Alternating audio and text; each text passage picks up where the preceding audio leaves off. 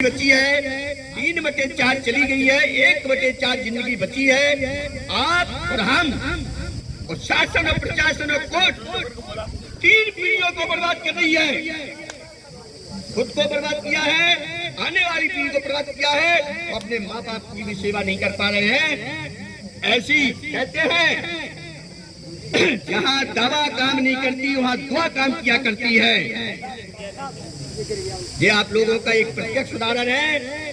अब मैं कहना चाहता हूँ कि जिस प्रकार से सरकार ने 68,500 में सिंगल खंडपीठ के आधार पर नियुक्तियां दी थी, 69,000 में 40-45 में सिंगल खंडपीठ ने फैसला दिया था कि सरकार पासिंग मार्क 60% नहीं रख सकती है, क्योंकि आपने पासिंग मार्क पहले डिसाइड नहीं किया था।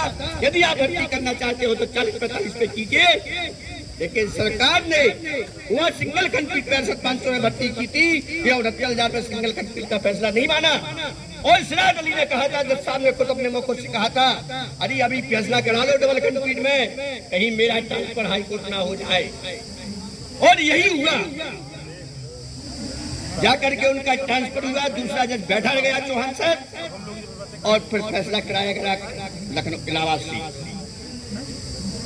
और कहलाया गया कि सरकार जो चाहे वो कर सकती है। मैं कोर्ट से पूछना चाहता हूँ, सरकार से पूछना चाहता हूँ कि हम लोगों की क्या गलतियां हैं। आप हमारी गलतियां गिना दीजिए, मैं अपनी आत्मा को तसल्ली दे लूंगा और शांत हो जाऊंगा। आपने कहा था, माननीय मायावती ने कहा था जब आईटी लागू हुआ था कि हमारे यहाँ 1,24,000 स्नातक शिक्षा मित्र है जो शिक्षा मित्र लगने के पहले है। आपने अपनी मंजूरियों को देख करके मुझे प्रशिक्षण किया है, मेरी मंजूरी को आपने नहीं देखा है।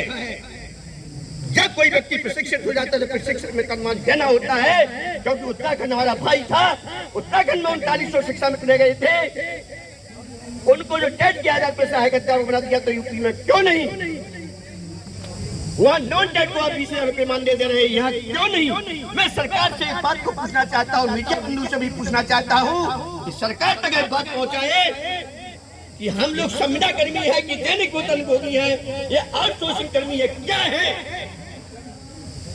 आप इस बात को क्लियर कर दीजिए। आपकी जगह जगह पे आता रही है, हमने आउटसोर्सिंग कर्मचारी के निगम का गठन कर दिया है।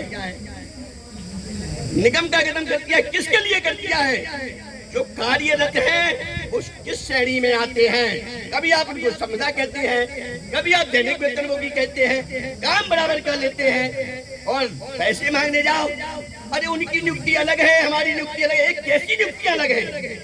मैं कहना चाहता हूँ 2001 में हेड मास्टर को 45 रुपया मिला करता था और मुझे 22-22.5 रुपये मिला करता था।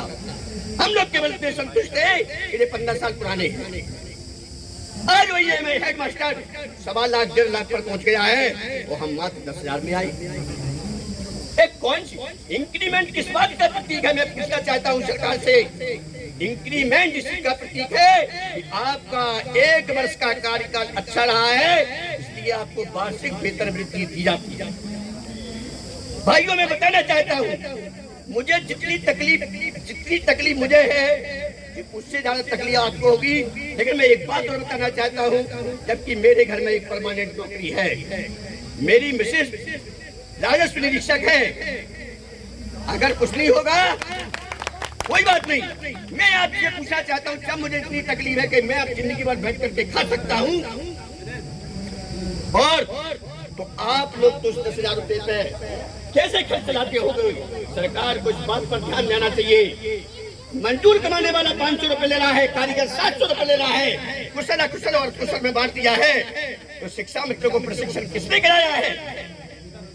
क्या प्रशिक्षण उन्होंने अपने आप में किया है? मैं पूछना चाहता हूँ दुआबाती से, जितना उसने लिखित परीक्षा में सुन रहे साथियों, यहाँ पर आपके वेतन, आपके मानदेय वृद्धि की बात हो रही है। समान काम समान वेतन की मांग उठाई जा रही है, और आप लोग कितना भटक करके, कितना दुनिया भर की चीज़ों को सुन करके आप कितना परेशान होकर के यहाँ आने में डर रहे हैं।